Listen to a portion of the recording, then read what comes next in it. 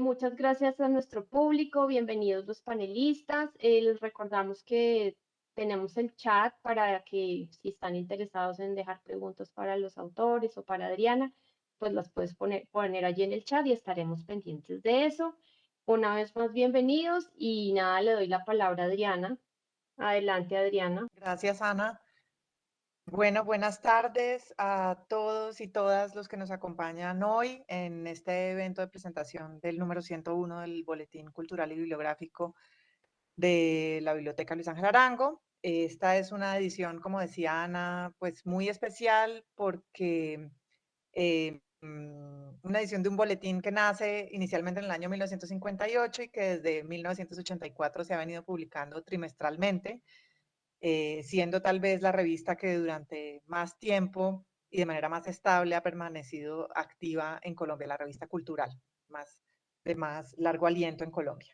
El número que hoy nos reúne, como explicaba Ana, es un ejercicio que los editores del boletín iniciaron en el año 1988 con lo que en ese entonces fue la revisión de la producción editorial, y, pues, bibliográfica y de investigación de esa década que en ese momento terminaba en Colombia. Es decir, ese primer boletín cubrió lo que fue del año 1977 a 1987. Y este ejercicio, gracias a esa estabilidad del boletín, se ha podido repetir en 4 ocasiones, esta siendo la cuarta ocasión, y es un ejercicio que constituye un material, creo yo, importantísimo para los estudios editoriales y los estudios que tienen que ver con libros, lectura, ciencias sociales y de la cultura en este país. En ese primer balance de 1988 encontrábamos textos que revisaban la producción editorial y de investigación de áreas como la arqueología, el arte, el cine, la filosofía, la literatura histórica, la narrativa, la poesía, la sociología y el teatro. Algunos de los autores de ese primer balance fueron Ana María Escayón, Sandro Romero, que repite en esta ocasión en 4 décadas después, Rubén Sierra, Jorge Orlando Melo, Juan Gustavo Cobo Borda, entre otros. Ese primer balance se publicó en el número 15 del boletín, lo tengo aquí además, porque siempre tienen estas cubiertas preciosas, estos boletines, y son esta publicación tan linda y tan cuidada en su diseño y en su edición y en su impresión. Y se repitió, como les decía, en las siguientes décadas, en el año 99, en el año 2011, y con este último que hoy presentamos, que además tiene una cubierta buenísima, muy pandémica, con sopa de murciélago, vacunas, pantallas y la intervención de 4 ilustradores maravillosos por dentro de la edición, acompañando los artículos que están allí. Esta década, este boletín cubre la década que empieza en el año 2011 y termina en el año 2020. Y es una década especialmente productiva en la producción editorial en Colombia. Si vemos algunas de las cifras, que además uno de los capítulos que tiene este boletín es una infografía de cifras del libro en Colombia muy interesante, y hay una de esas cifras que nos habla de cómo ha crecido esa industria, y es que en el año 2011, por ejemplo, se publicaban 10.600 títulos comercializables en Colombia, y en el año 2020, al terminar la década, se publicaban 20.735 títulos en el año. Entonces, estamos hablando de una década en la que se duplicó la producción de títulos comercializables. Y es además muy particular, creo yo, ahí hubo una buena coincidencia de tiempo, porque es una década que termina con el año de la peste, como dice Sandro Romero en su artículo, eh, con lo que seguramente será un capítulo muy interesante el que siga en esta revisión. El siguiente balance seguro nos dará cuenta de cambios muy importantes en la creación de los contenidos culturales en el país, y también del consumo y de la manera como nos acercamos a esos contenidos y a esas publicaciones. En este balance tenemos textos, como dijo Ana al principio también, de literatura infantil, de arte, de historia, de filosofía, de narrativa gráfica, de antropología, de narrativa, de poesía, de cine y de teatro. Y hoy nos acompañan los autores de 5 de estas áreas. Son 6 autores porque en narrativa gráfica tenemos a 2. Quisiera aprovechar también este espacio para hacerle promoción a la virtualidad de este boletín, que creo que es algo, un giro y un aporte importantísimo del boletín hoy, y es que todas estas publicaciones están online y de libre acceso en la página del banco. Y lo maravilloso es que están por números, pero además uno puede buscar por autores, por temas, está perfectamente ordenado y de fácil navegación. Entonces, estos 4 balances que acabamos de mencionar, de 4 décadas distintas, están online para consulta de todos ustedes y seguramente son una fuente muy importante para los lectores, pero también pienso para los editores y los demás agentes del libro y la lectura del país. Entonces, para darles pues este evento se trata de animarlos a ustedes, los lectores, a acercarse a los contenidos de este boletín, a leer estas investigaciones juiciosas que han hecho los autores de las diferentes áreas. Entonces vamos a ir a los autores. La estructura es, voy a ir haciendo preguntas. Tengo 2 preguntas preparadas para cada uno de los autores aquí presentes. Y como dijo Ana al final, pues tendremos espacio para las preguntas de los participantes también. Entonces quisiera arrancar con una cita del texto de Beatriz Elena Robledo, que me parece que es el punto de partida perfecto para esta conversación. Dice Beatriz: un corpus literario de toda una década está necesariamente imbricado en el contexto social y cultural en el que circulan las obras.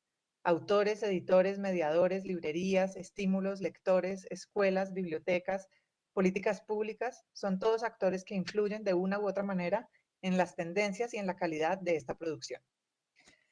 Arranco entonces con Beatriz Elena, contándoles que el texto de Beatriz, primero que todo, se ocupa de hacer un recorrido por eso que ella llama las fuerzas y los agentes que han permitido la construcción de ese corpus de la literatura infantil y juvenil en Colombia, que son las políticas públicas, las asociaciones de creadores, los editores, los premios, los estímulos que se otorgan desde lo público, el surgimiento de nuevas editoriales independientes y los eventos de circulación como festivales y ferias, entre otros. Ahí Beatriz hace también un repaso muy interesante de obras específicas que ella agrupa en lo que llama campos semánticos, que vienen siendo estos grandes temas o unidades de la literatura infantil colombiana de la última década. Lo primero es también, es la primera vez que la literatura infantil y juvenil se incluye en este balance, así como la narrativa gráfica también, que son las invitadas y muy bienvenidas en este nuevo boletín.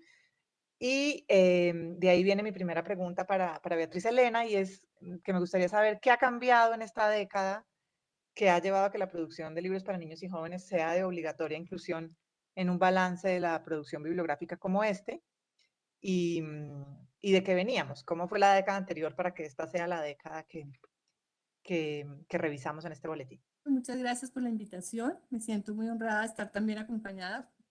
Y de verdad, gracias al banco, gracias al boletín, gracias a quienes hicieron posible pues, y que hicieron esta invitación. Adriana, mira, yo pienso que en esa década de haciendo esa lectura de todas las obras y de lo que pasaba, pienso sí, que la literatura infantil colombiana se ganó el derecho a la entrada, pues, porque es una literatura que ha crecido muchísimo. Y yo quiero enunciar, pues yo sé que el tiempo, como somos tantos, quiero ser como muy puntual en enunciar en qué pienso yo que haya crecido esa literatura en estos últimos 10 años. Por un lado, yo creo que hay una mayor comprensión de la infancia. O sea, por parte tanto sobre todo de los creadores, ¿sí? Porque son los adultos los que escriben sobre los niños para los niños. Entonces, igual la literatura infantil a través de los tiempos pues va reflejando ese constructo que es la infancia, ¿sí? Ese constructo cultural o esa noción que tiene una sociedad sobre la infancia. Yo pienso que se puede reflejar en ese corpus incluso que analizamos o que leí, pues una mayor comprensión de lo que es la infancia. ¿Mayor comprensión en qué? Por ejemplo, en la cultura de la infancia. La cultura de la infancia está basada, pues básicamente, esencialmente en el juego. Entonces, para el niño jugar, pues ese es su espacio, digamos, de mayor expresión, de construcción del sí mismo, de la libertad, de poderse, digamos, desarrollando y construyendo su subjetividad y su singularidad. Entonces, bueno, y su sociabilidad también. Entonces, vemos, por ejemplo, y por eso uno de los campos que yo escojo y analizo, y pues no analizo, hubiera tenido más espacio para analizar todas las obras, pero sí más o menos las ubico, y es que hay mucha más presencia de libros sobre juego. Juegos tradicionales, juegos con el cuerpo, juegos con la palabra, ¿sí? Digamos, hay una gran producción, digamos, de libros de muy buena calidad que se manifiestan además en el libro álbum. Y ahí voy a la segunda, digamos, hay un mayor diálogo entre ilustradores y escritores, lo que también nos permite una mayor producción del libro álbum y una mayor comprensión de ese género, porque claro, todavía hay muchos libros que se dicen ser álbum porque tiene texto e ilustración, pero realmente hay una producción de muy buena calidad de ese género tan específico del campo de la literatura infantil, que es esa digamos, esa narrativa contada en un pacto narrativo entre la imagen y el texto. Bueno, por otro lado, hay un crecimiento muy grande del cómic y de la novela gráfica, que ya tendremos la oportunidad de escuchar a Laura y a María Camila, pues, y de leer ese artículo, porque realmente sí hay un surgimiento de la novela gráfica y del cómic de muy buena calidad. También, otra cosa que me llamó la atención gratamente es que hay una mayor presencia como de las culturas indígenas y afro, o sea, digamos, contada o recreada para los niños. O sea, los lectores niños, por fin, van a sentir que existen los indígenas y que hay pues lo comparo con lo que le tocó a uno hace 40, 50 años, o sea, que no existían. Aquí hay unos libros muy bellos, unas historias y también ilustraciones mostrándonos esa cosmovisión indígena, esa riqueza, toda esa oralitura, lo mismo de las comunidades afro. Por otro lado, creo que todo esto deviene en una mayor comprensión de lo que es la estética en la literatura infantil. La literatura en general, y ahí voy a la segunda parte de tu pregunta, pues ha primado mucho la función pedagógica, o sea, la necesidad como de enseñarle al niño a través de la literatura, y eso pervierte de alguna manera la literatura, y nos ha dado como trabajo comprender lo que es la función estética, ¿sí? O sea, esa experiencia literaria, esa experiencia que puede tener el niño. Eso yo creo que se ve muchísimo más reflejado. Y finalmente, en la narrativa real, digamos, en la corriente realista, también hay una mayor presencia y protagonismo de los niños, digamos, inmersos en contextos de violencia, de guerra, sí, pero ya desde una interpretación y intentar comprender cómo viven sin ser, o sea, sin ser documentales. Estoy hablando de literatura, pero ya hay personajes, niños, que les toca vivir la guerra, o diferentes miradas de cómo afecta la guerra, la violencia, la migración, la pobreza extrema a estos niños, pues que no podemos tapar el sol con las manos, es una realidad, y la literatura infantil. En esta década, digamos, por fin ha interpretado, está interpretando esa realidad de los niños. Me podría alargar, pero dejémoslo ahí. Muchas gracias. No, ahora te hago la segunda pregunta con la que a lo mejor te puedes alargar en el mismo sentido. A ver, en el artículo mencionas varias veces la relación de la escuela con la literatura infantil. Mencionas la producción editorial que se hace, por ejemplo, en los planes lectores y pues la lectura por prescripción, que es la del colegio, la de la escuela. ¿Qué papel juega la escuela en esta década y qué transformación ves tú que sea evidente, digamos, en la producción bibliográfica para niños y su relación con la escuela? A ver, yo pienso dos cosas. Una, la escuela pues juega un papel muy importante, sobre todo para los lectores, porque muchos niños, el único espacio o lugar en su vida donde se van a encontrar con la literatura es en la escuela. Seamos realistas. Un poco, o sea, eso tiene sus más y sus menos. Es positivo en ese sentido, es positivo porque los niños tienen la posibilidad de conocer y de leer una literatura de calidad, una literatura escrita para ellos, no el estudio literario de las obras clásicas solamente, sino que pueden leer libros cercanos a ellos que los interpretan, con los que pues, pueden, digamos, hacer clic, identificarse. Pero la prescripción, de todas maneras, hay dos cosas ahí. La prescripción o las necesidades de la escuela también de alguna manera inciden en lo que se publica. O sea, la escuela dice, necesitamos libros sobre el bullying. Entonces, a escribir libros sobre el bullying. Sí, libros sobre la anorexia. Entonces, eso es peligroso, o sea, porque sí, va llenando como unos vacíos de necesidades, pero mire que es una instrumentalización muy fuerte de la literatura y muchos autores, por muchas razones, no los critico, desde la oportunidad, la necesidad, el poco espacio que hay a veces para que circule o pues, se publique, pues corren a escribir por encargo esos libros. Y eso de alguna manera puede llegar a bajar la calidad.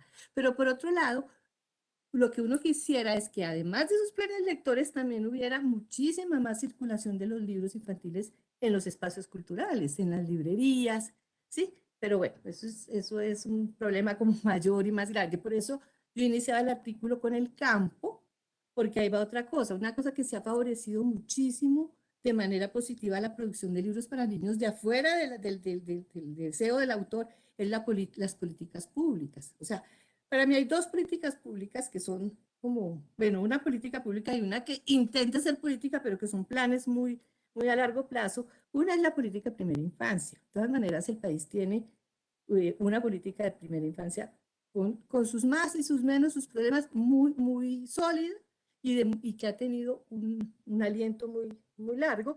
Y esa política, dentro de esa política, la literatura es vital en esa política. Entonces, desde el principio que se formuló, se comprendió, digamos, que la literatura hace parte del alimento esencial de la primera infancia para desarrollar su capacidad creativa, su pensamiento simbólico. Esa claridad desde las políticas ha generado que se produzcan más libros para la primera infancia que han entrado a las no sé, los hogares comunitarios, a las salas infantiles, o sea, ahí ha habido algo muy positivo. Y por otro, los planes de lectura que han sido tan sostenidos, también han generado no solamente que los libros infantiles entren en las bibliotecas públicas de todo el país, en las regiones, sino que además se publiquen pues, libros especiales para que lleguen a todas partes. O sea, no es como en las cantidades que uno quisiera, pero creo que eso es digno de señalar. Muchas gracias, Beatriz. A los que nos acompañan, como les decía, haremos dos preguntas a cada uno de los autores, con la intención de que queden muy antojados de leer el boletín y ampliar la información, porque como dice Beatriz, podríamos dedicar una de estas conversaciones a cada uno de los artículos que presentamos hoy.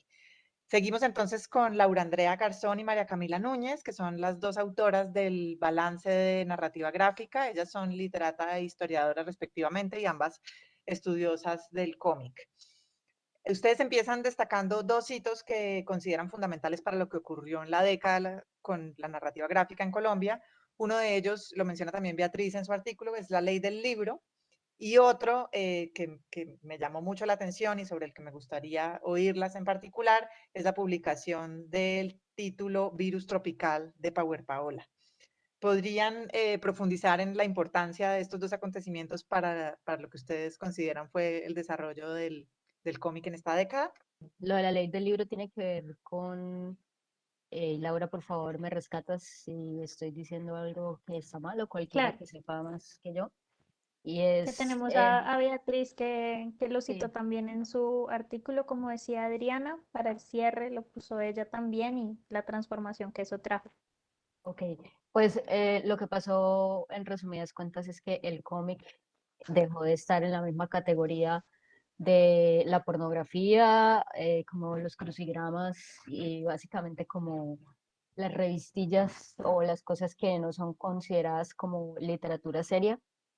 Y también dejó de tener un impuesto, que era el impuesto que tenían este tipo de lecturas. Entonces, pues nada, eso fue como, no una cosa que pasó por generación espontánea o por obra y gracia del Espíritu Santo, sino por un trabajo que hubo eh, como durante un tiempo considerable y con considerable esfuerzo también de cómo, bueno, cómo vamos a hacer para que el cómic deje de estar en esa categoría y que esto beneficie la publicación del cómic en Colombia, que no es solo como pues, los cómics que se importan y se venden por ahí, sino las cosas que se están haciendo en el país y que, bueno, que esto finalmente facilita su circulación, bueno, circulación, distribución es lo mismo, pero es también como un intención o incentivo, se me olvida hablar a veces, perdón, incentivo para las personas que están haciendo cómic, pues para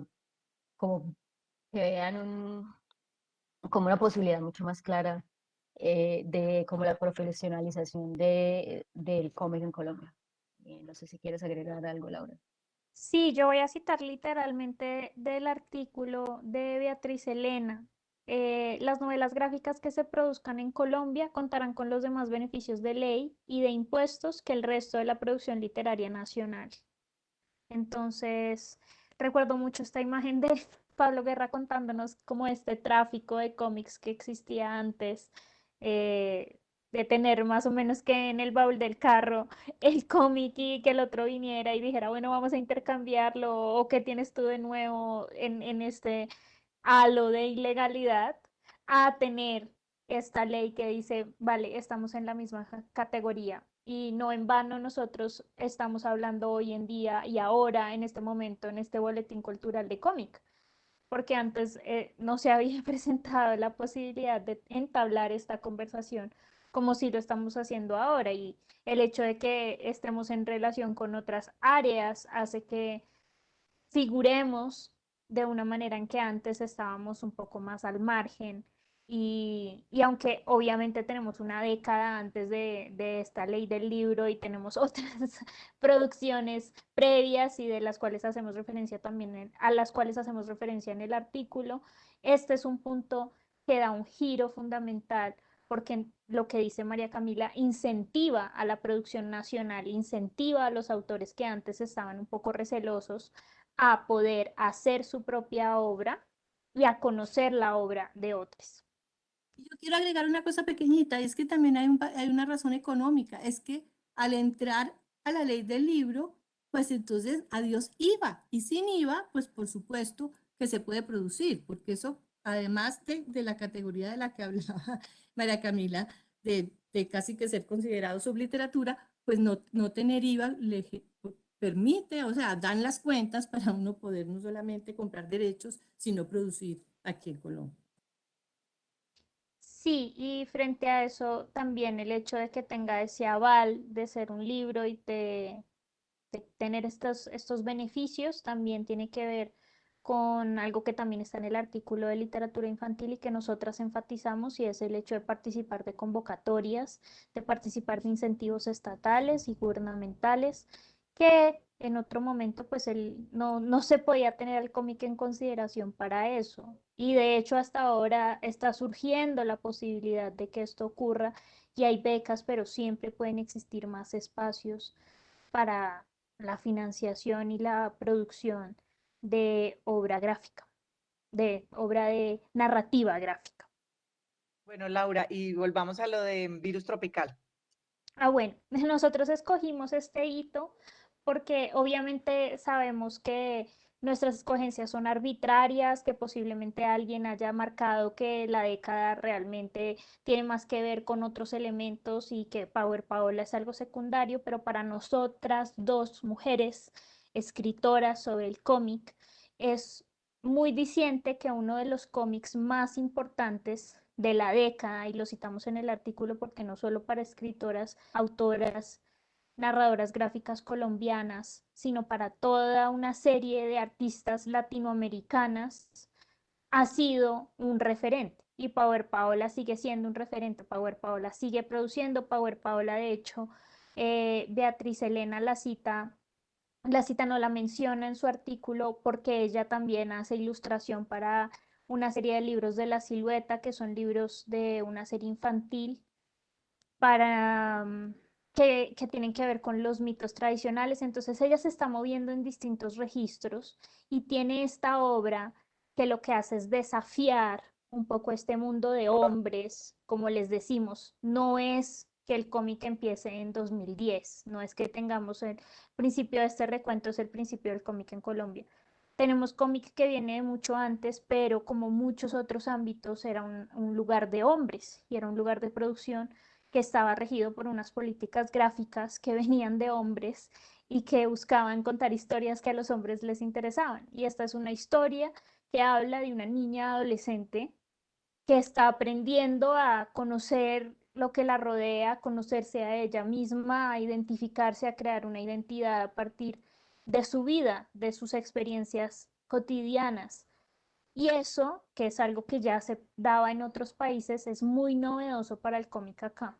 Y es muy novedoso para las mujeres tener esa voz. Entonces dijimos, esto es un hito de la década porque eso también va a dar lugar a que autoras, mujeres y autores diversos comiencen a producir todavía más de lo que antes seguramente producían, pero mantenían como por lo bajo, y que en este momento se le abre la puerta a estas creadoras y creadores que no lo tenían antes, no tenían ese espacio, no tenían esa voz, no tenían esa posibilidad. El dibujo de Power Paola es un dibujo que no está hecho de una manera correcta, pongo esto entre comillas, sino que tiene un grado de experimentación mayor y que no está buscando tampoco esa corrección. Entonces no significa que porque yo sé o no dibujar puedo o no hacer cómic, sino que el cómic me permite explorar las capacidades que tengo frente a ese dibujo. No estoy diciendo con esto que entonces todo el mundo puede hacer bolitas y palitos y hacer un cómic, pero sí puedo hacer bolitas y palitos y hacer un cómic. ¿Sí me explico en la diferencia? Sí, gracias, Laura. Y creo que eso es algo que es maravilloso, incluso para los hombres, como está este autor norteamericano muy famoso que se llama Harvey Picker. Harvey Picker es un maestro del cómic autobiográfico. O sea, hay muchas mujeres que son muy buenas en cómic autobiográfico, pero el cómic autobiográfico, eh, en nuestro cómic autobiográfico, siento yo que Power Paola es una de las figuras más grandes, pero me refiero a Harvey Picker acá porque es un autor que no dibuja, que no hace un solo dibujo, él sí hace bolitas y palitos para explicarle a sus guionistas, a sus dibujantes, perdón, cuál va a ser su guión. Entonces, la exploración visual es un riesgo y es un riesgo que Power Paola toma. Podría decir, listo, yo dibujo así, a la gente no le gusta, entonces no voy a publicar. Y lo que hace la gente de La Silueta, que también es una editorial muy experimental, es decir, nos gusta esta apuesta y la vamos a poner ahí a circular y la vamos a poner en un papel distinto y la vamos a poner con unas tintas distintas y la vamos a lograr. La lograron. Muchas gracias, Laura.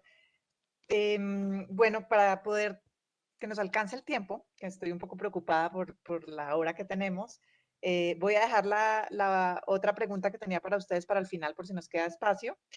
Y mencionar que quisiera mencionar que hay dos líneas de exploración muy interesantes en el artículo de Laura y de María Camila.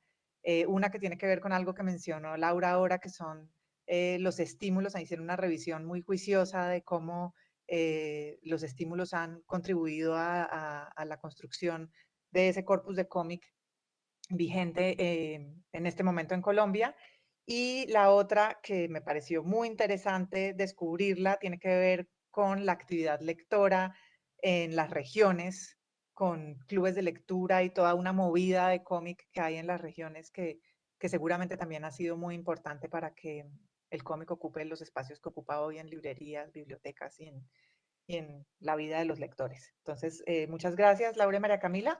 Paso a Luz Mary, que escribió un artículo fabuloso sobre La poesía en la década arranca con una mirada detallada a la creación de la década, donde revisa las tendencias y poéticas que van desde lo intimista, pasan por la violencia o el erotismo, y después le dedica buena parte del análisis a la importancia de las colecciones para la publicación de la poesía en el país, en parte como respuesta a algo que ya enuncia al principio del artículo, que es la falta de espacios para la poesía dentro de la edición que llamamos comercial. Y le comentaba yo ahora antes de empezar que después de leer el artículo tenía la sensación de que lo que había construido ella ahí era muy claramente el circuito propio de la circulación y la publicación de la poesía en Colombia, en el que, por ejemplo, la academia, las universidades juegan un papel importantísimo. Entonces, pues ahí me gustaría aprovechar que tenemos a Luz Mary aquí para que nos cuente un poco de ese circuito que logra construir en ese artículo. Bueno, primero quiero agradecer la invitación a escribir ese artículo porque me permitió detenerme a analizar no solamente muchos libros de poesía, en esta profusión enorme de poesía que hay en este país. No obstante, somos tierra llamada de poetas y todos nos sentimos con el derecho de escribir al menos un verso y mucho más a publicarlo. Entonces, que el boletín me hubiera dado la oportunidad de sentarme a reflexionar y mirar a ver qué era lo que había pasado en los últimos 10 años, tengo que agradecerlo. Fue muy importante para mí. Agradecer también estar con este grupo de personas que las que he oído ahora participando. Quisiera seguir oyendo y oyendo y oyendo hablar de la literatura infantil, de todo lo que ha pasado, de lo que falta, e igualmente de lo que sería de la literatura gráfica. Estoy absolutamente encantada y encantada de ver precisamente cómo en Colombia se van abriendo siempre y fortaleciendo siempre las modalidades literarias desde esa necesidad constante que tenemos de expresarnos, de buscar decirnos de una u otra manera. Mirar a ver los circuitos. Cuando yo me enfrenté a la tarea de pensar este artículo, dudé entre si seleccionar una serie de autores publicados por las grandes editoriales, que son muy poquitas las que se ocupan de la poesía, si pensar en esos autores que serían los mismos que han estado reseñados en los últimos años en los periódicos y en todas partes, pensé que hay algo lo que no se le ha puesto muchísima atención y es justamente la publicación universitaria, la divulgación que hacen las universidades con esto, las pequeñas editoriales que se la juegan por la literatura, por la poesía o por el cuento, y pensé también en la importancia que tienen determinados encuentros literarios nacionales o internacionales que ponen, yo lo llamo, en la plaza pública el quehacer poético de los y las autoras colombianas al lado de otros autores de otros países. Y me encontré con una cosa muy interesante y es cómo, y justamente a partir de unas jornadas de poesía que hace varios años organiza la revista Ulrica en su festival de poesía, que llama también Jornadas de Poesía Universitaria. Universitaria, sí. Y en una de las últimas jornadas, varias de las mesas reflexionaron sobre cómo las universidades, no solamente colombianas, sino de otros países hispanoamericanos, llenan el vacío que dejan las editoriales a las que les parece que si la poesía no se vende, entonces no existe. Y los autores tienen que acudir digamos, a fórmulas muy personales, a pagar la publicación en cualquier editorial, a la autoedición, etcétera, etcétera. Hice un rastreo y me encontré definitivamente con las distintas universidades que le han apostado a la poesía, si bien desde hace casi 20 años en el último tiempo, unas que sí han sido muchísimo más constantes, lo mismo que algunos poetas que también se han encargado de hacer esto, no siempre no, fundamentalmente pensando no tanto en cómo publicar a los amigos, sino en cómo divulgar lo que se está escribiendo hoy. Entonces me encontré con la colección Un libro por centavos, que hasta la fecha lleva como 185 números, habiendo empezado en el 2003, por ejemplo.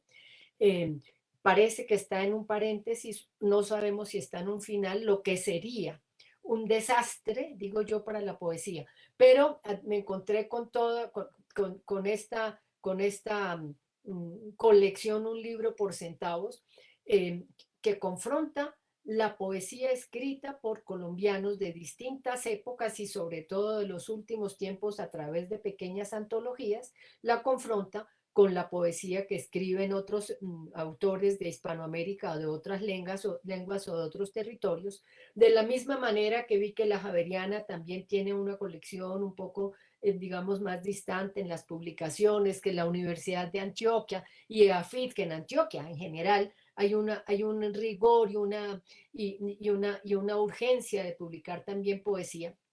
Y como decía, otros autores y otras instancias y otras revistas dedicadas muy claramente a la poesía. Entendí que es una fuerza viva, no necesariamente porque Colombia sea tierra de poetas, sino porque se necesitan espacios donde la poesía quede plasmada. Entonces me encontré con todo ese filón que es supremamente importante, pero al mismo tiempo me encontré, Adriana, tuve que revisar, bueno, a quiénes son los que se publican, y me encontré con los distintos festivales de poetas que hay a nivel nacional e internacional, más allá de ese maravilloso festival en Medellín, ¿no? que lleva tantísimos años, que es Premio Nobel Alternativo y demás. Me encontré con que en distintas regiones del país los festivales convocan a poetas que van dando, digamos que van haciendo que la poesía camine.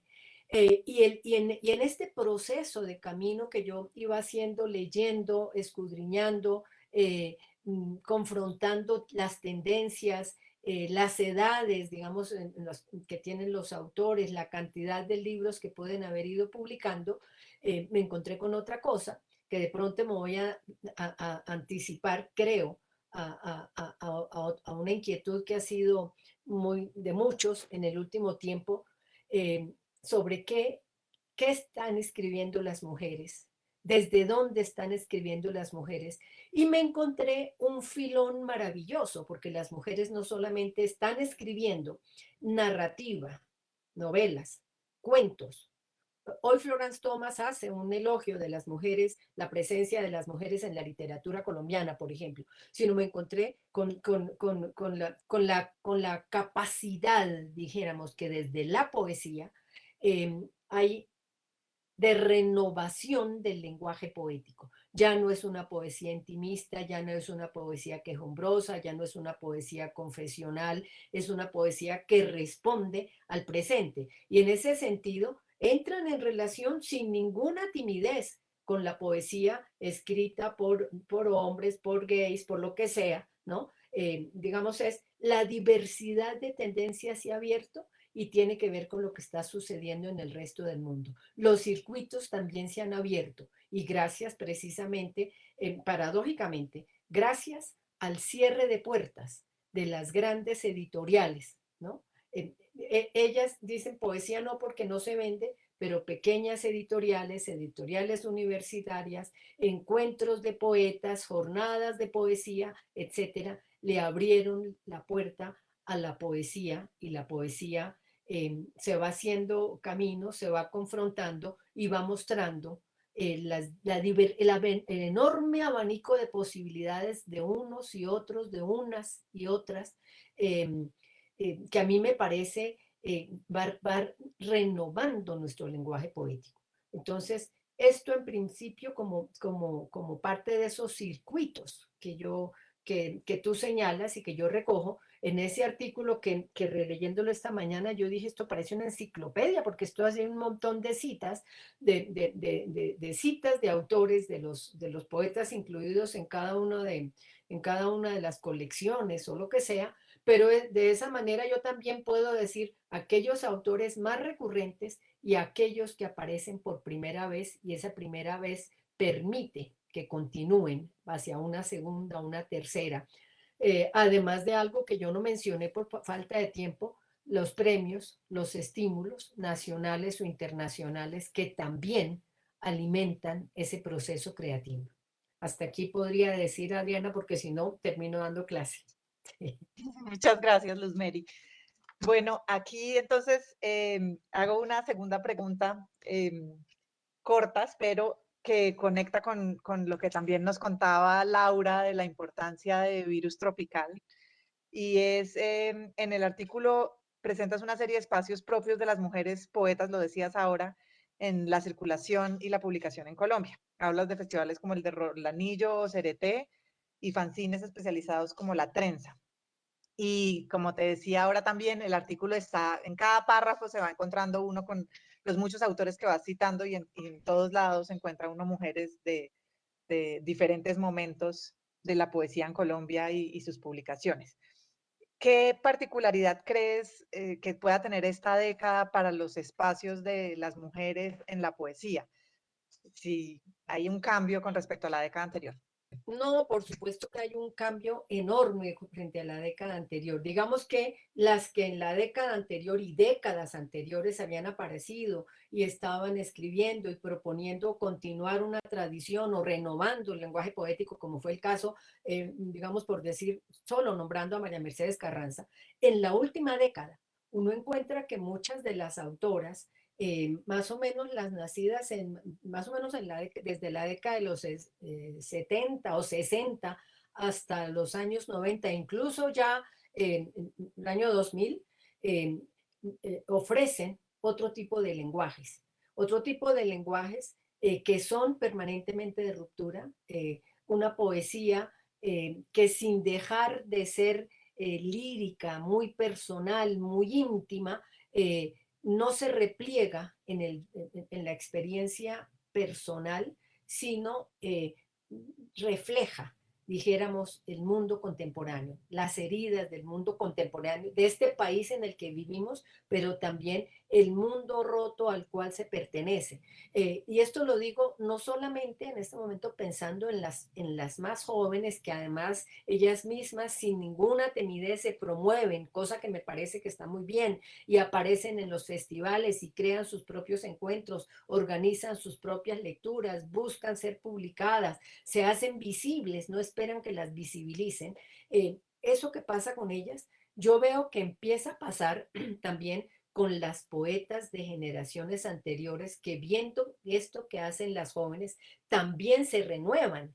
Entonces eso me pareció supremamente importante de notarlo cuando ya estaba en el proceso de escritura del artículo. Gracias precisamente a la Universidad Externada de Colombia de la colección Un Libro por Centavos, yo tuve que hacer una antología de la colección Un Libro por Centavos en el que seleccionaba necesariamente a la poesía de las mujeres y noté el proceso de evolución de las mujeres, sobre todo las colombianas, desde, digamos, Marujita Vieira y toda su generación hasta las autoras contemporáneas. Y la riqueza es enorme. Es decir, nadie puede negar que hay un mundo poético escrito por mujeres, que hay un cuerpo de lenguaje escrito por mujeres en el cuento, en la novela y en la poesía, distinto del que durante mucho tiempo fue rechazado o poco entendido o poco aceptado. Entonces, para mí fue gratísimo encontrarme con todo esto, ¿no? Las distintas posibilidades de lenguaje y de mundos que ofrecen estas mujeres. Una poesía a veces visual, a veces descarnada, a veces burlesca, juguetona, rabiosa, erótica, con una sensibilidad muy honda. Eso puedo decir. Muchas gracias, Luz Mary. Pasamos, con Luz Mary habíamos entrado ya a los géneros propios del boletín en esta revisión de décadas que se viene haciendo desde hace 4 décadas. Pasamos ahora a otro de esos géneros que es la narrativa, cuyo artículo está a cargo de Luis Germán Sierra. Hola, Luis Germán. Luis Germán arranca su Adriana. ¿Cómo estás? Arranca su artículo con una afirmación sobre la que creo que podemos elaborar bastante y dice que si hay algo que se puede decir sobre la narrativa colombiana de los últimos años es que esta ha cambiado. Ahí conecto también con toda esta discusión de las mujeres, porque fue algo que me llamó la atención y es que en el listado que hace después Luis Germán de una selección de obras hay muy pocas mujeres y sí creo que, como lo decía Luz Meri ahora, en la poesía, aunque sé que hay grandes diferencias entre la poesía y la narrativa, una de las tendencias de la última década ha sido la publicación de mujeres por parte de editoriales comerciales e independientes. Creo que es una de las preocupaciones de los editores de la última década, incluir mujeres y obras de mujeres en sus catálogos. Pero me interesa saber sobre esto y desde muchos otros aspectos que nos cuentes cómo, de dónde viene esa afirmación de que si hay algo que se puede decir de la narrativa colombiana es que ha cambiado. Gracias, Adriana, y gracias por la invitación al boletín. Yo recomiendo especialmente este boletín, si bien todos son muy hermosos, este es especialmente hermoso. Por las ilustraciones, entre todo porque está muy bellamente ilustrado. Tu pregunta tiene que ver con la presentación que yo hago, la pequeña presentación que hago en el artículo, que en el sentido de que la literatura colombiana ha cambiado. Efectivamente es una conclusión a la que llega uno paulatinamente como lector, no solamente a través de un balance como el actual, sino leyendo como lector. Ve uno que es muy distinto lo que lee, lo que lee actualmente, lo que están saliendo en títulos, en cuento y en novela, a lo que había antes, ¿cierto? El anterior balance, en el anterior balance ya se veía un poco ese cambio que hace Álvaro Miranda, el poeta y narrador. Tan importante y tan importante ese balance, porque empieza a ver él no lo dice expresamente, pero ahí, con ese balance, empieza a ver ese cambio. Entonces, yo digo, en la presentación hay asuntos como la guerrilla, como el narcotráfico, como la violencia, como la lucha de clases, que no están presentes como estaban presentes antes en la novela y en el cuento. Si bien en la realidad colombiana no dejan de existir esos problemas, porque acerca la realidad nuestra. Entonces, existen, pero de otra manera, ¿cierto? Y hay casos concretos que se pueden citar. Y a eso me refiero, Adrián. Bueno, y la siguiente pregunta que tengo para ti, Luis Germán, es, ¿te concentras en hacer un recorrido muy juicioso por los premios que se han entregado a lo largo de la década y lo mencionas ahí al principio en esa introducción, también dices, será el tiempo el que juzgará sobre estos premios? Nos hablas de los premios nacionales, de novela, de cuento, premios distritales y premios privados, como puede ser el de AFIT o el de Alfaguara, entre muchos otros.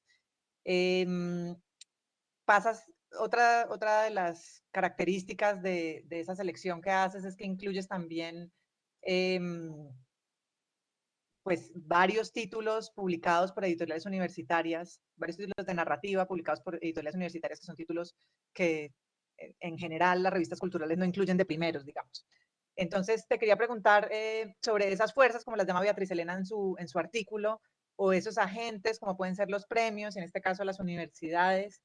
¿Qué papel consideras que han jugado en la construcción de este corpus de la narrativa de la última década?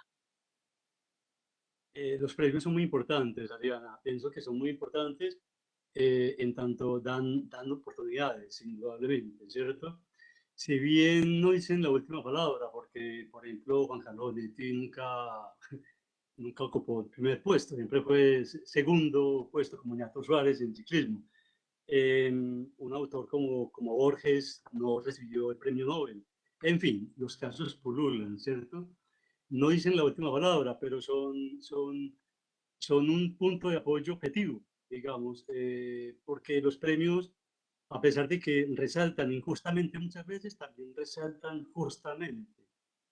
Entonces, gracias a los premios, uno que ignoraba ciertos nombres, esos premios se lo resaltan, ¿cierto? Entonces uno va a esos nombres, a sus libros y se da cuenta que son muy buenos, ¿cierto? Que fue muy afortunado que lo hubieran premiado y muy afortunado uno al tener esa oportunidad. Entonces, vuelvo y te digo, como son de injustos, porque también quieren resaltar o resaltan injustamente nombres, resaltan muy justamente otros que sí lo son. Entonces, pienso que ese tiempo, efectivamente, el que da la razón en todo esto, nadie tiene la última palabra, indudablemente, es el tiempo que son los lectores. Muchas gracias, Luis Germán. Bueno, pues invitarlos a que exploren también este artículo de Luis Germán que tiene una amplia lista de títulos y reseñas que él denomina fundamentales, creo que es la palabra que usas en la introducción, para definir el corpus de la década. Pasamos ahora a Sandro, que lo dejé de último porque los últimos son los primeros, Sandro, y porque Sandro, como conté, hizo parte de este primer balance del año 88, hizo en ese momento el balance de cine, y aquí vuelve a hacer el balance de teatro. Lo dejé de último también porque pienso que a diferencia de los temas anteriores que tratamos en donde se terminan materializando todos en forma de libros, en el teatro la cosa es distinta. Entonces, en el artículo, usted en varias ocasiones, este artículo que revisa esta última década, en varias ocasiones expresa de maneras distintas que la gran tendencia de la década es precisamente la coexistencia de tendencias, pone usted. Y hubo algo que me gustó mucho pensar y es, menciona también como una de esas tendencias, la estrechez entre las fronteras que hay entre el teatro y las distintas disciplinas del arte. El artículo creo que elabora muy bien esta teoría de la coexistencia de tendencias, pero como aquí se trata de invitar a los lectores a animarse a leer el artículo y a entender qué es esto que usted propone, me gustaría que nos contara a qué se refiere con esto de que no hay tendencias o que la tendencia es la coexistencia de las tendencias. Hace algunos años volvió a Colombia Eugenio Barba con su grupo de Odín Teatro de Dinamarca, y en una conversación con él, hacía muchos años él no venía a Colombia, y en una conversación informal me preguntaba que cuál era la tendencia del teatro colombiano, porque él cuando vino por primera vez a comienzos de la década del 80, digamos que el tema sobre el cual se hablaba era eso que se denominaba el nuevo teatro y en particular la creación colectiva. Lo Y menciona usted ahí, sí. Sí, a mí me metió en camisa de 11 varas con esa pregunta porque pues, no tenía una respuesta, y mi respuesta pues, fue una especie de butad de afán de decirle que la tendencia en Colombia era que no había ninguna tendencia, porque en realidad es así, en realidad se han consolidado muchos lenguajes que coexisten y que están dinamizando el fenómeno de la escena, y que además se ha consolidado con una crisis profunda que fue la de la pandemia, que yo creo que permeó el final de la década y que determinó además un desafío muy grande para las artes de la presencia. Desde el 2019 al 2020, pues el hecho de que los teatros se cerraran, pues para las artes del espectáculo esto fue catastrófico, pero al mismo tiempo fue una manera también de reflexionar sobre el oficio y de ver cómo en nuestro tiempo hay maneras y hay necesidades de cómo reconstruir sobre los escombros y crear nuevas dinámicas. Entonces, si bien la creación colectiva ya no tiene la vehemencia que tenía en los años 70, por ejemplo, ahora los grupos tienden más a hacer proyectos de creación, donde se reúnen actores, directores, directores de arte, eso entre otras cosas, ahora que lo que enumero es otra tendencia, es que hay especializaciones.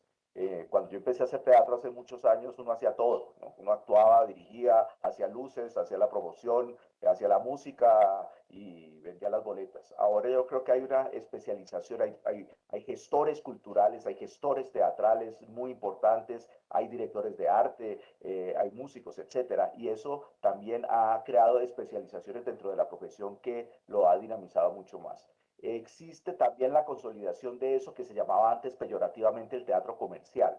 Y que no es sino la profesionalización del oficio, es decir, que los que participan o participamos de la actividad teatral no solamente vivimos de la pedagogía o de la televisión, sino que también en el teatro y en los escenarios existe la posibilidad de tener mejores salarios, de tener mejores dinámicas pues, de supervivencia, pero al mismo tiempo también existe la idea de que se trabaja un poco a destajo.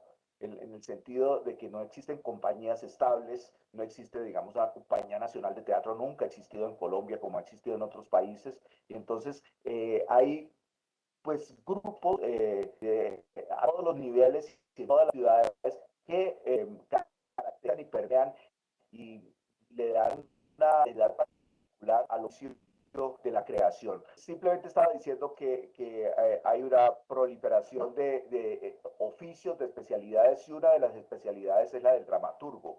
Hay dramaturgos individuales que escriben teatro, que se publica el teatro y que se montan, con dificultad, pero se montan las obras de los dramaturgos colombianos. Que eso me parece que es un aliciente, aunque eso no quiere decir que la creación colectiva excluyera el oficio del dramaturgo. Pero ahora existe la figura individual de los escritores que escriben para la representación y que escriben para el mundo de la representación.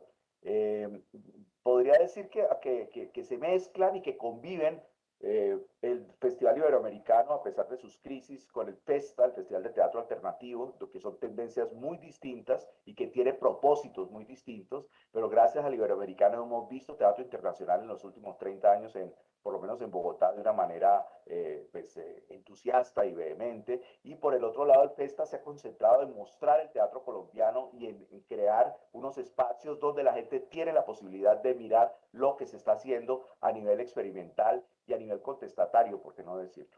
Eso podría decir, en principio, grosso modo, sobre lo que plantea esta década del 2010-2020. Gracias, Sandro. Yo tenía otra pregunta sobre el dramaturgo, pero usted creo que lo ha mencionado bien, pues claramente ahora, porque en el artículo, pues me encantó lo que dice sobre la reaparición del dramaturgo como figura fundamental de la década en el teatro.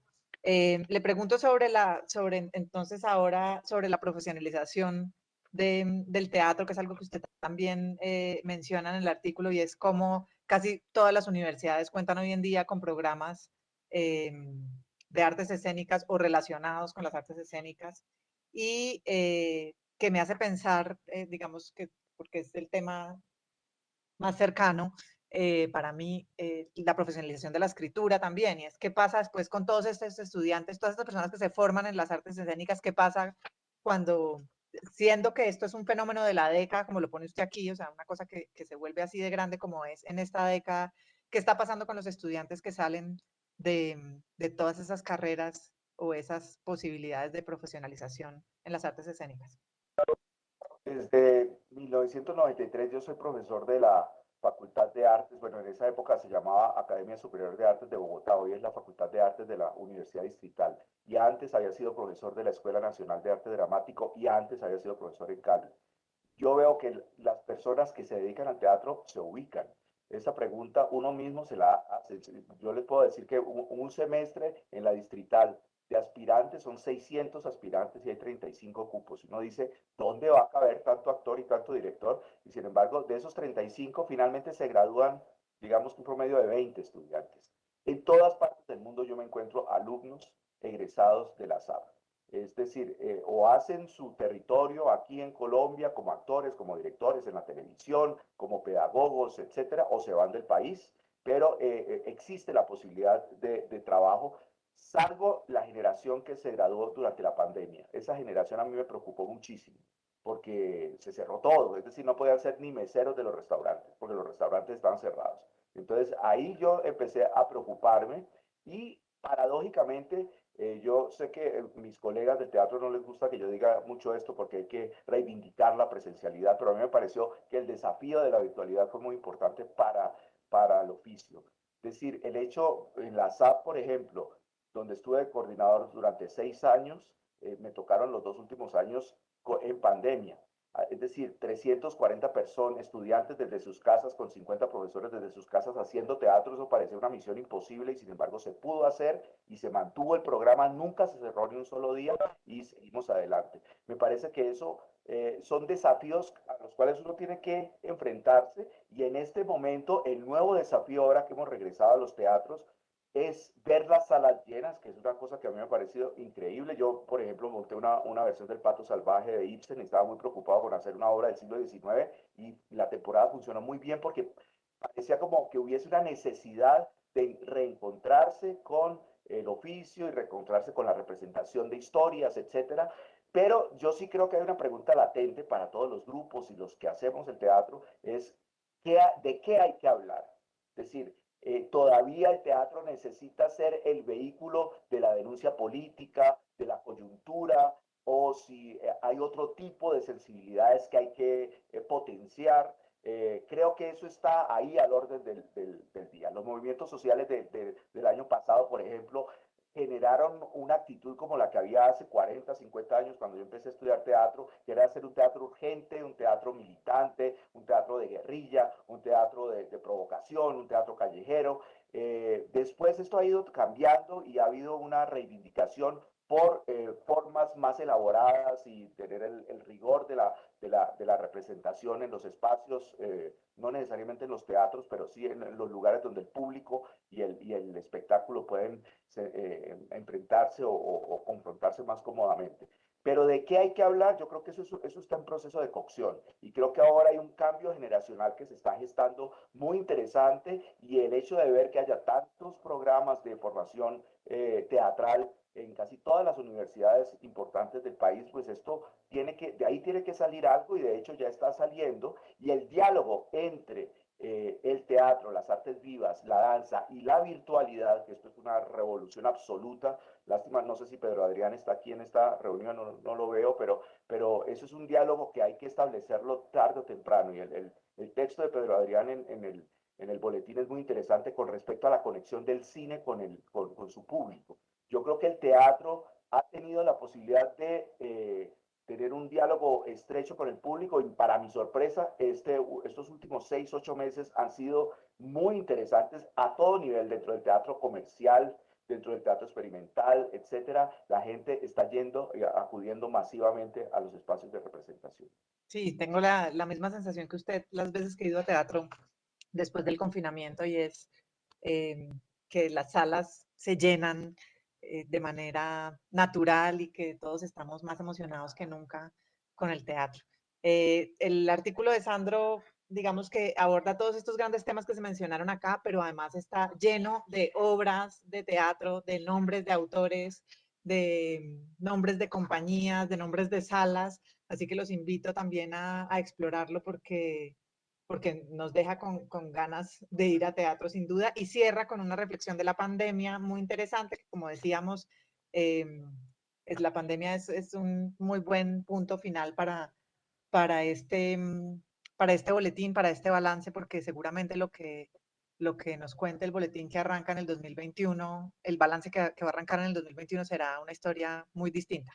Entonces, pues tenemos ganas de ver qué va a pasar. Y quedé con una pregunta en el tintero para las chicas de narrativa gráfica, que no quisiera, ya que me dieron tiempo, no quisiera irme sin hacérselas, porque ellas me respondieron solo a una. Entonces, aprovecho para cerrar con eso. No sé si hay más preguntas del público para que lleguen ahora mientras tanto, pero me quedaba, como les dije, ellas hacen un recuento interesante de la producción independiente y emergente de cómic en Colombia y quería que me definieran un poco cómo ven el ecosistema del cómic y la narrativa gráfica hoy en Colombia y con eso podemos cerrar o pasar a las preguntas del público. Pues usando los términos que estás usando, Adriana, el ecosistema es como pues actualmente, y bueno, creo que siempre, pero hablando de como hoy, como súper diverso. O sea, hay cómics de todos los temas posibles que se les puedan imaginar, ya hay un cómic hecho. pues eso pasa en todo el mundo, pero en Colombia, pues como mencionamos en el artículo, como esta última década ha sido súper importante en cuanto al número de producción, calidad de producción.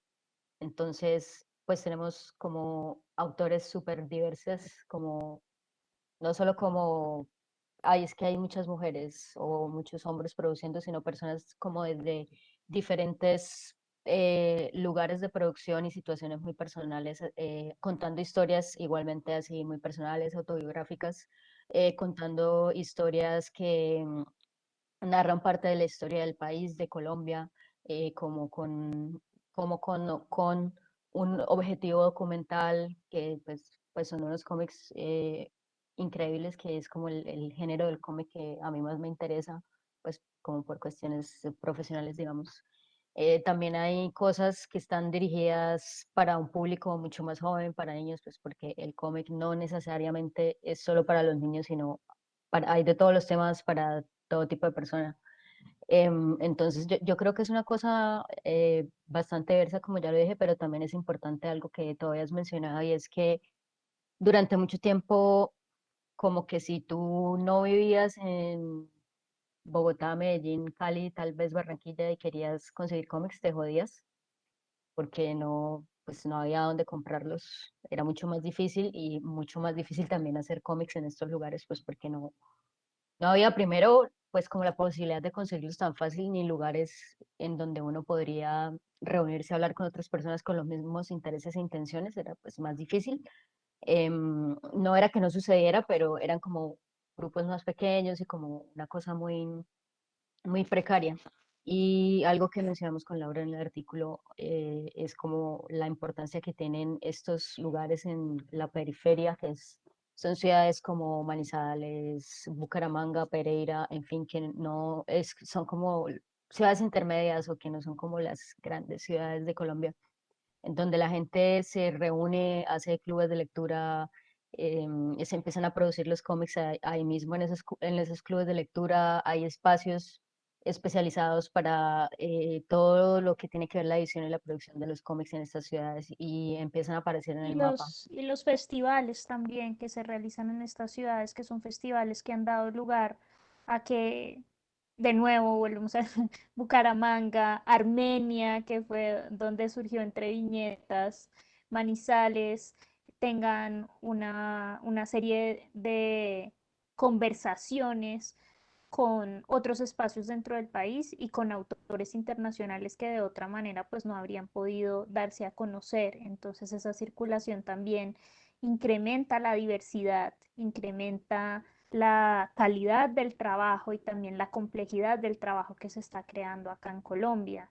Para complementar a María Camila, el hecho del que hemos venido hablando, y es la virtualidad, la manera en que lo mencionamos también ahí, la era digital ha afectado también a los cómics y ha hecho que la circulación se diversifique y ha hecho que la creación se diversifique a partir de esa circulación. Entonces estamos hablando de que contenidos de otros países pueden llegar con mayor facilidad porque A, traen a los autores, pero B, también la obra de los autores se puede conseguir fácilmente en internet, o yo puedo seguir a un autor en Instagram y entonces puedo ver cómo refresca su contenido cada cierto tiempo, y con eso también como autor puedo interesarme, como autor o como autora puedo interesarme en cambiar mi manera de trabajar o en comprender un problema que antes no me interesaba tanto, o en abordar una manera de narrar que no me era tan familiar. Y yo creo que eso ha sido parte de lo que ha hecho que el cómic en los últimos 10 años se vuelva un lugar tan nutrido, nutritivo y, y fantástico. Creo yo que es un lugar en donde están ocurriendo unos procesos, lo del cómic histórico, documental del que hablaba María Camila. A mí me pareció muy curioso cuando estaba leyendo el artículo de Beatriz Elena, que ella lo menciona dentro de las obras que tienen que ver con el conflicto en Colombia. Yo, pues, me gustaría preguntarle a ella por qué lo incluyó en la parte de literatura infantil y juvenil, pero pues para nosotras eso es un hito porque es un cómic hecho por dos autores que además ambos han viajado fuera del Tres. país. Henry, que se ganó un premio con Dos Saldos y se fue con Pablo Guerra, que es el guionista de Caminos Condenados y de Dos Saldos, y Camilo Aguirre. Camilo Aguirre, que se fue a estudiar una maestría en Estados Unidos y que hace poco regresó. Entonces son autores que volvemos a esta diversificación también ocurre porque ahora las puertas están abiertas para ir a otros lugares y entablar otras conversaciones. Tenemos diversidad de autores, tenemos diversidad de espacios, tenemos diversidad de circulación. Lo hacemos digital, lo hacemos en físico, lo hacemos en fanzine, lo hacemos en una producción un poco más tecnificada. Lo hacemos como sea. El cómic es un medio increíblemente recursivo y los autores y los editores son increíblemente recursivos también. Entonces yo espero y aspiro a que en la siguiente década también vayamos a tener una proliferación de obras, como lo vemos ahora en este artículo de narrativa, en donde hay tantas obras, que nos toque decir, bueno, pero que ya existe una gran diversidad, pero que va a multiplicarse, es lo que veo yo que va a suceder, que va a crecer todavía más y que la manera en que va a crecer también va a ser este diálogo con otros medios. Creo yo que hacia allá vamos, y es entonces cómic y poesía, por ejemplo. Yo lo pensaba mucho para este panel. Me parecía que eso es algo que ya está sucediendo en otros países y que acá está ocurriendo incipientemente, pero ya está comenzando a crecer. Y creo yo que en eso también radica la diversidad, en hacia dónde puede mirar el cómic que no había mirado antes y desde dónde se para poder hacerlo, porque estamos hablando entonces de Colombia y entonces, ¿por qué este cómic sería distinto y diverso frente a un cómic de manera global? Muchas gracias a las dos. Dime, Beatriz Elena. Laura, yo sé cuál era la pregunta de Laura. Dijo, yo quisiera preguntarle, no le entendí muy bien.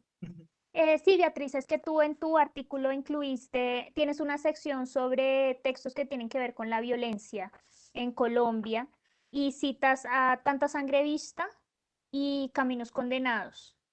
Entonces me gustaría preguntarte por qué decidiste incluirlos en la parte de literatura infantil y juvenil.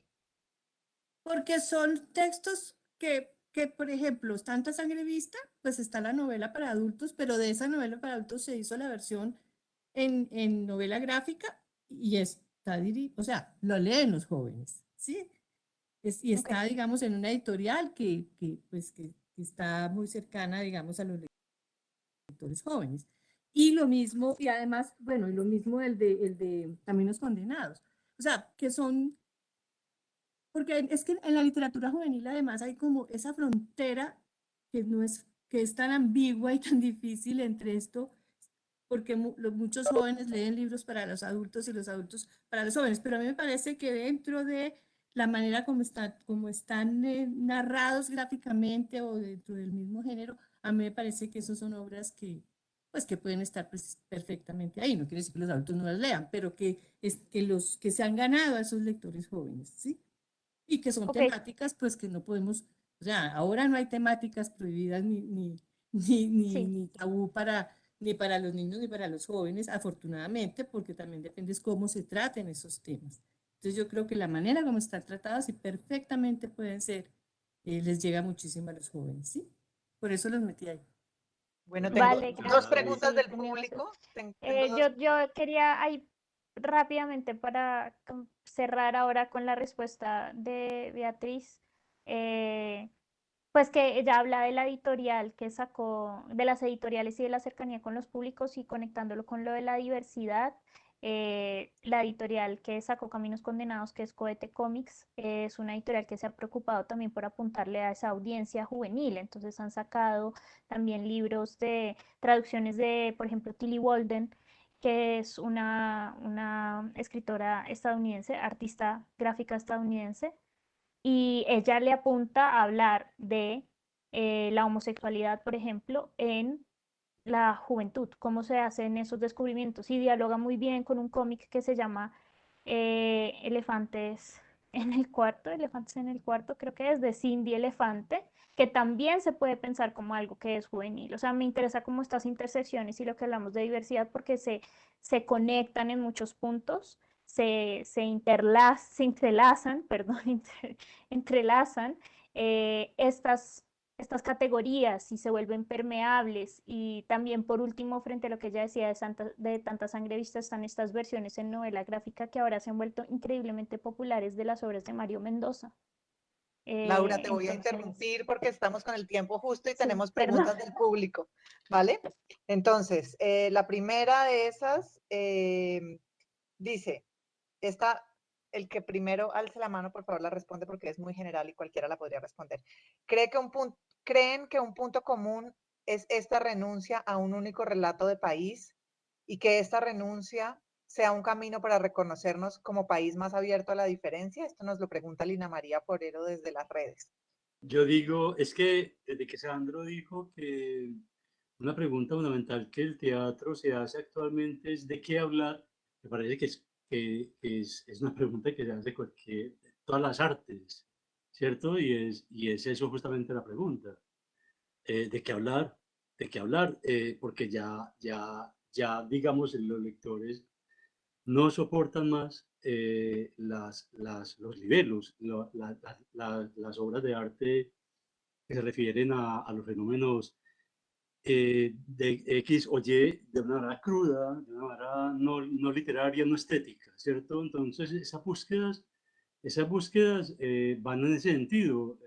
Justamente, yo quería agregar que casi todos los autores y las obras fundamentales de la literatura colombiana están siendo llevadas a la novela gráfica, lo cual me parece muy importante. Y eso, justamente, ¿de qué hablar? Esa es la gran pregunta. Pero no hay una fórmula, por decirlo de alguna manera, no hay una fórmula que establezca esa respuesta. Pues no, creo que no. Muchas gracias, Luis Hermán. Ahora tengo una pregunta puntual que le hace Marta Elizabeth Garavito a Luz Mary. Dice, ¿puede una poeta joven vivir de su labor poética en Colombia a partir de los circuitos de publicación que mencionó? No sé si la pregunta está pensada a vivir económicamente, a sostenerse económicamente. Yo creo que la poesía es la creación artística, cualquiera que sea, es una forma de vida y digamos, es algo que implica estar en el mundo. Entonces, digamos que en ese sentido puede vivir de la poesía, relacionarse con los circuitos, participar de los circuitos y eventualmente ese poeta ser más conocido, más reconocido, más divulgado. Pero si es una forma de vida económica, no, yo creo que eso no es fácil, en Colombia menos, puesto que la poesía dicen que no es leída aun cuando tiene un público monumental en determinados escenarios. Entonces es un modo de vida, una forma de vida, más que un modo de sostenimiento económico. Puede vivir pero no comer. Sí, puede vivir pero no comer, se puede comer versos, metáforas, ¿no? Un lema que decía que la poesía no se vende porque no se vende. Sí. Gracias, Luz No, Mary. pero lo que dice Luz Mary me parece muy importante, es que es estar en el mundo, relacionándose, viviendo ese universo de la poesía. Es lo mismo que pasa, yo creo que con todas las artes, la literatura infantil.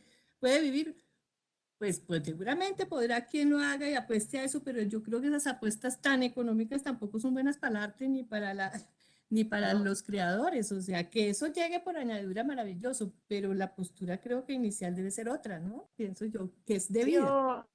Es modo de vida.